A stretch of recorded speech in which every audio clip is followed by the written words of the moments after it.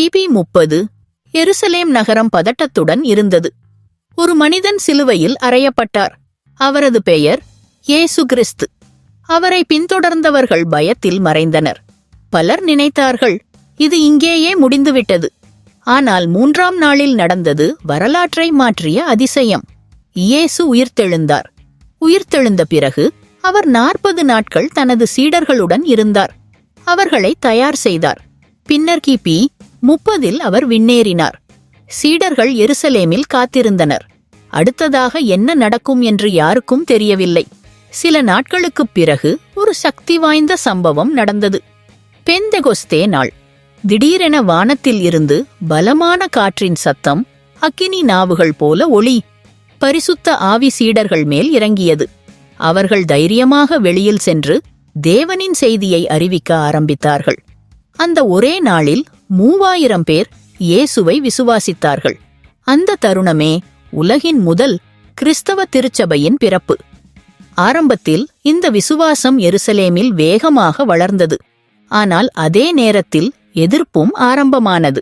கிபி 34 முதல் கிறிஸ்தவ சாட்சி ஸ்தேவான் கல்லெறிந்து கொல்லப்பட்டார். துன்புறுத்தல்கள் அதிகரித்தன. விசுவாசிகள் பலரும் எருசலேமிலிருந்து தப்பிச் சென்றனர். ஆனால் அதனால் ஒரு புதிய விஷயம் நடந்தது. சுவிசேஷம் புதிய நகரங்களுக்கும் நாடுகளுக்கும் பரவ ஆரம்பித்தது. அந்த நேரத்தில் கிறிஸ்தவர்களை பிடிக்க முயன்ற ஒரு மனிதன் இருந்தான். அவன் பெயர் சவுல். ஆனால் கிபி 36 தமஸ்கு செல்லும் வழியில் ஒரு பிரகாசமான ஒளி அவனைச் சுற்றியது. அவர் இயேசுவை சந்தித்தார்.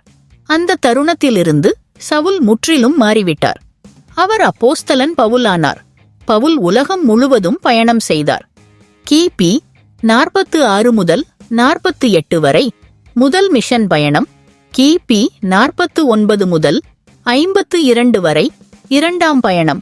கிபி 53 முதல் 57 வரை 3ஆம் பயணம். இந்த பயணங்களால் கிறிஸ்தவம் ஆசியா மைனர், கிரேக்கம், மக்கதோனியா, ரோம் வரை பரவியது.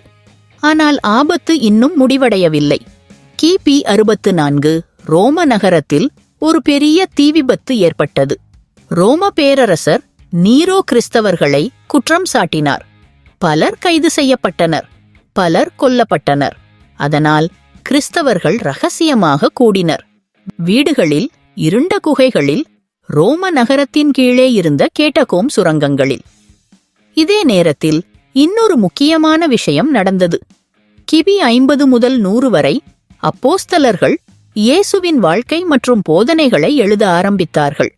மத்தேயு, மார்கு, லூக்கா, யோவான் சுவிசேஷங்களும் பவுலின் எழுத்துக்களும் உருவானது.